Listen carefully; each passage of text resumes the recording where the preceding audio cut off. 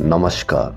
राजस्थान की तमाम फटाफट खबरों में आपका स्वागत है। राजस्थान की खबरों के लिए आपसे निवेदन कि यदि आपने राजस्थान की खबरों के लिए आपके अपने चैनल को सब्सक्राइब नहीं किया है तो कृपया करके राजस्थान की खबरों के लिए आपके अपने चैनल को सब्सक्राइब कर लें।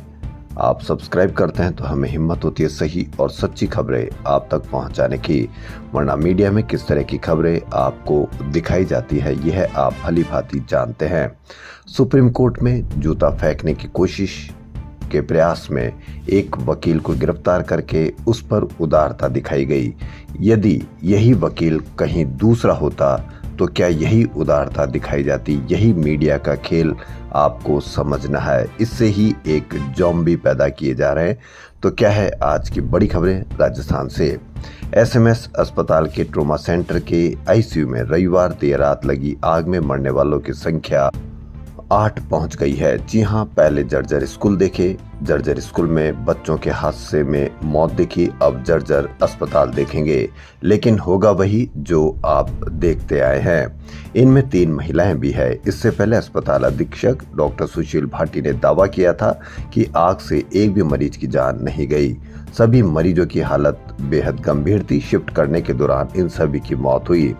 दूसरी ओर सोमवार शाम को सरकार ने एसएमएस अधीक्षक डॉक्टर सुशील भाटी, ट्रॉमा सेंटर के अधीक्षक डॉक्टर अनुराग धाकड़ को पद से हटा दिया। साथ ही अधिशासी अभियंता मुकेश सिंघल को भी निलंबित कर दिया गया। इसके अलावा fire safety agency SK electric company का टेंडर रद्द करते हुए मुकदमा दर्ज करने के आदेश दिए गए हैं।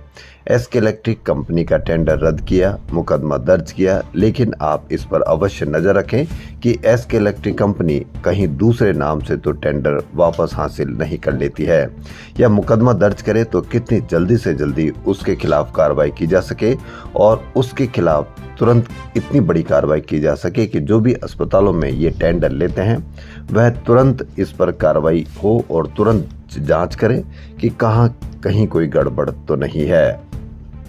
वहीं ट्रॉमा सेंटर में आग लगने की सबसे पहली सूचना एसएमएस थाने के हेड कांस्टेबल हरिमोहन ने कंट्रोल रूम और एसएचओ को दी थी। साथ ही सिपाही वेदवीर के साथ मिलकर आईसीयू में भर्ती 5 मरीजों को बेड के साथ बाहर निकाला था। हरिमोहन ने बताया कि वह किसी का मेडिकल करवा रहे थे। इसी दौरान लोगों की चीख सुनाई दी कि आईसीयू में आग लग गई। वह तुरंत आईसीयू पहुंचे और बचाव में जुट गए।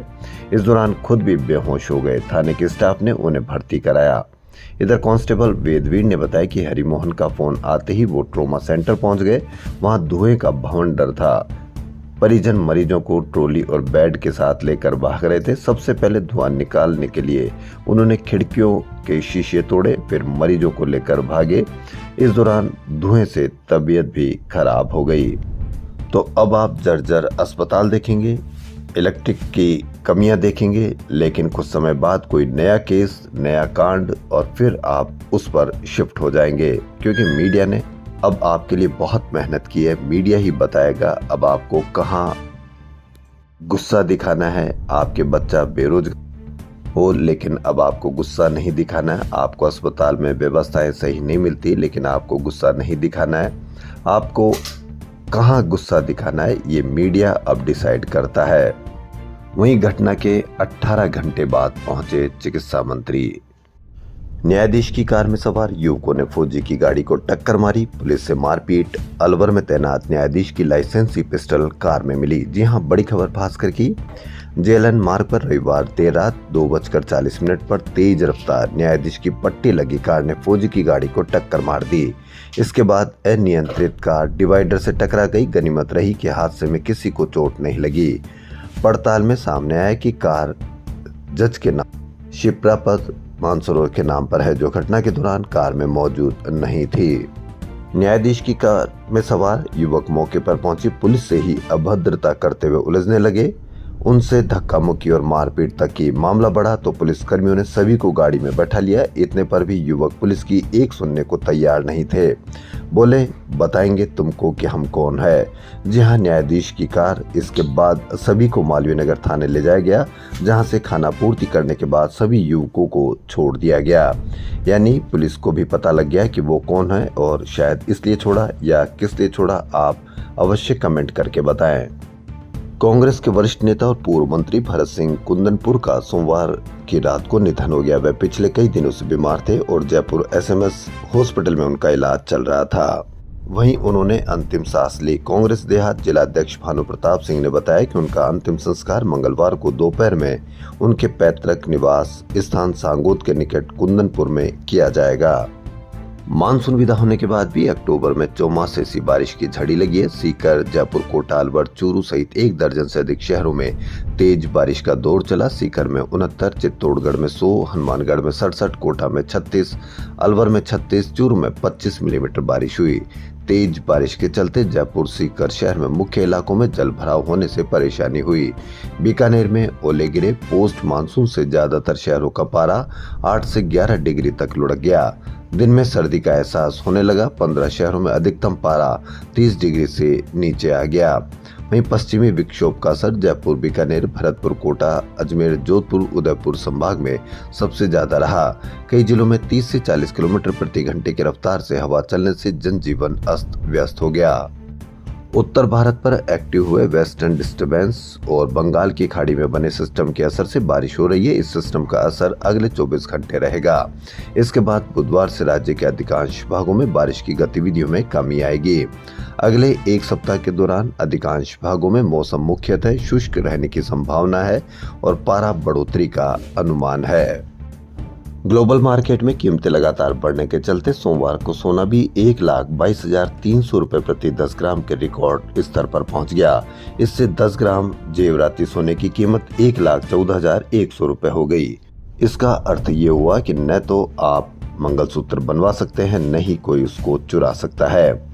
12 जिले की अंता विधानसभा सीट पर उपचुनाव की घोषणा कर दी गई है। मुख्य निर्वाचन अधिकारी नवीन महाजन ने बताया कि सीट पर 11 नवंबर को वोटिंग होगी और 14 नवंबर को रिजल्ट आएगा। 13 अक्टूबर को चुनाव का गजट नोटिफिकेशन जारी होगा। जी हां, सीजेआई पर जूता फेंकने की कोशिश, गवाही ने केस नहीं किया, वकील रिहा। क्या आप दूसरे लोगों को भी इसी तरह से उदारता दिखाएंगे? सवाल यह सबसे बड़ा है। या मीडिया भी उस पर उतनी ही उदारता दिखाएगा? राजस्थान में वकीलों की नेतागिरी करना अब बहुत महंगा हो गया। बीसीआर के 31 जनवरी 2026 से पहले होने वाले चुनाव के जरिए बीसीआई ने चुनाव नॉमिनेशन फीस 10,000 रुपए से बढ़ाकर 1,25,000 रुपए कर दी है। यानी बीसीआर चुनाव लड़ना अब 12.5 गुना तक महंगा हो गया है। हालांकि इस निर्णय का प्रत्याशियों व वकीलों में विरोध जारी है। जयपुर मेट्रो प्रथम की जाली नोट मामलों की विशेष कोर्ट ने आरयू में आरएसएस के शस्त्र पूजन कार्यक्रम के दौरान हंगामा कर राज्य की संपत्ति को नुकसान पहुंचाने के मामले में एनएसयूआई के प्रदेश अध्यक्ष विनोद जाखड़ सहित किशोर चौधरी व महेश कुमार को जमानत से इनकार कर दिया। उनकी अर्जियों को खारिज कर दिया। वहीं कोर्ट ने अन्य 6 आरोपियों को रिहा करने का निर्देश दिया है। अखिल भारतीय राष्ट्रीय शैक्षिक महासंघ के राष्ट्रीय अधिवेशन में सोमवार को 3 शिक्षाविदों को शिक्षा भूषण सम्मान से अलंकृत किया। 7 से 17 अक्टूबर तक लोक संस्कृति के रंग में रंगने वाले इस 11 दिवसीय महोत्सव का आगाज मंगलवार से होने जा रहा है।